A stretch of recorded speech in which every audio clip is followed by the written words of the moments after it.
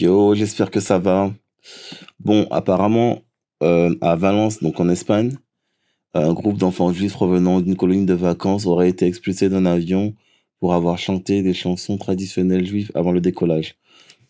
Euh, franchement, franchement, imaginons, on va toujours inverser. On va toujours inverser, c'est plus simple. Un groupe d'enfants musulmans chante des chansons traditionnelles musulmanes. Vous imaginez en fait un peu? Les gens, ils auraient crié aux terroristes directs, enfin, faites attention, faites les descendre, on a peur et tout, tu vois. Un avion, c'est pas le lieu où tu dois chanter des chansons traditionnelles.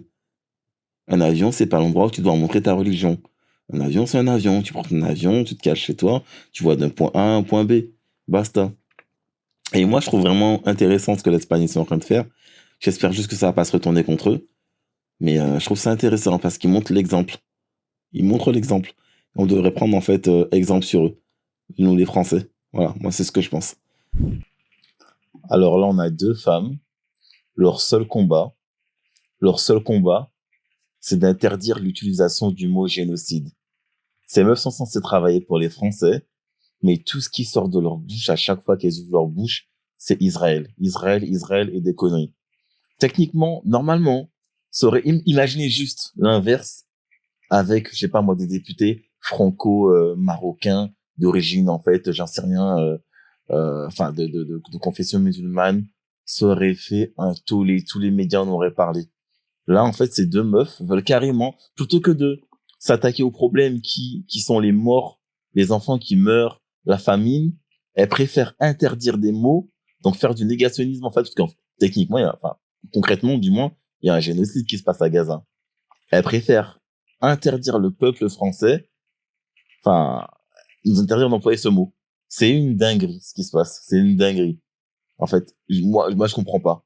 Comment on peut laisser faire ça? Regardez juste leur tête même.